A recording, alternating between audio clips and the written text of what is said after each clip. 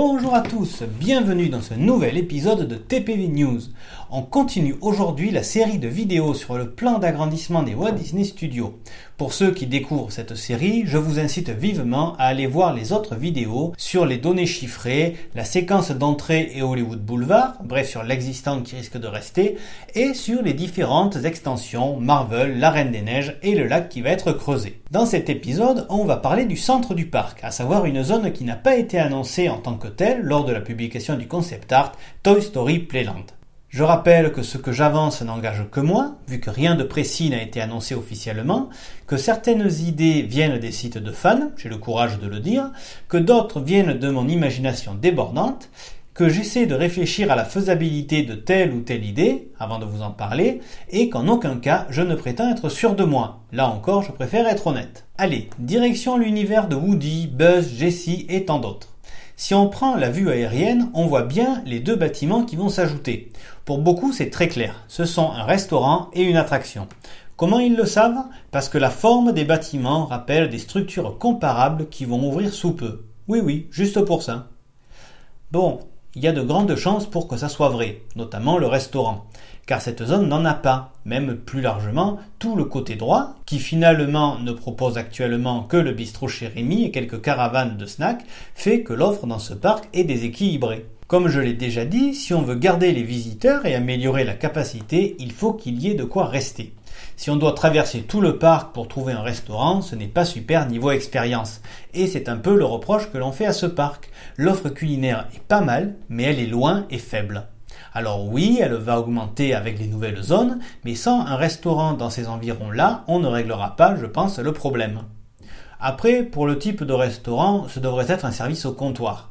Et pour les plats, peut-être quelque chose comme ceux qui va ouvrir à Orlando, une revisite des classiques gastronomiques qui éveillera en nous des souvenirs d'enfance.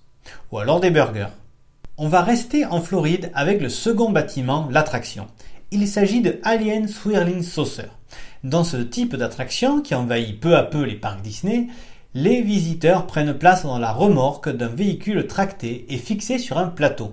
Par un ingénieux système, le véhicule peut passer d'un plateau à un autre, provoquant alors le dérapage de la remorque. Si ça vous dit quelque chose, c'est normal, nous avons déjà une attraction similaire, Cars 4 roues Rally, à la différence que dans ce cas-là, le véhicule étant libre, il tourne sur lui-même. Du coup, est-il nécessaire d'avoir deux attractions du même type ? Sachez qu'il y a eu un précédent à Disney California Adventure avec Matter's Junkyard Jamboree d'un côté et Francis Ladybug Boogie de l'autre. Ce sont deux lands différents, mais sur une carte, ils sont assez proches, donc pourquoi pas avoir la même chose chez nous. Pour info, ce genre d'attraction est accessible dès 81 cm, soit environ 18 mois. Pour le moment, seule l'attraction Toy Soldier Parachute Drop est dans cette limitation de taille. Slinky Dog n'en a pas, ce qui ne veut pas dire qu'il faut y aller avec un nourrisson, alors que RC Racer ne peut être fait qu'à partir de 120 cm. Une nouvelle attraction avec une faible limitation de taille ne peut donc pas faire de mal. Pour terminer cette zone, on va parler de son accès. Actuellement, elle est encaissée, un peu moins depuis l'ouverture de la place de Rémi, mais quand même. Et il est nécessaire de faire le tour pour y aller. Certains ont cru voir une statue de Woody, pouvant se situer à l'emplacement d'une entrée secondaire, ce qui rendrait le land plus ouvert et aéré. Comme c'est quand même assez flou, je ne vais pas insister, mais ce serait une bonne chose au vu de l'apport de visiteurs attendu. Et puisqu'on est au niveau de la fameuse grande allée, on va conclure l'épisode avec ça.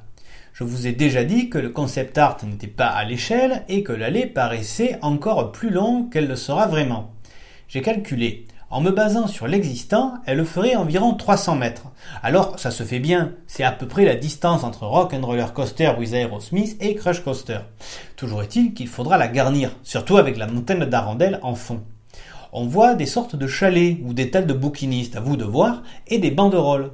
Personnellement, j'y vois, je l'ai déjà dit il me semble, des activités similaires à ce qui se fait à Epcot, c'est-à-dire différents festivals tout au long de l'année, avec à chaque fois des kiosques proposant des snacks plus que variés. Le rendez-vous gourmand de Disneyland Paris revient du 27 juillet au 29 septembre. Cette année, il est plus étoffé que l'an passé, avec l'ouverture de chalets proposant des plats antillais, belges et italiens, et non plus seulement français.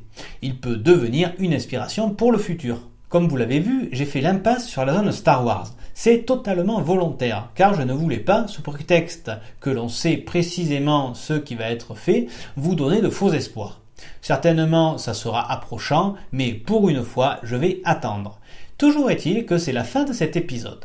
Comme d'habitude, s'il vous a plu, n'hésitez pas à mettre un pouce bleu et à le partager autour de vous. N'hésitez pas non plus à vous abonner, si ce n'est déjà fait, et à suivre les différents comptes sociaux, dont les liens sont dans la description, même le petit nouveau Instagram. Merci pour votre écoute et à très bientôt.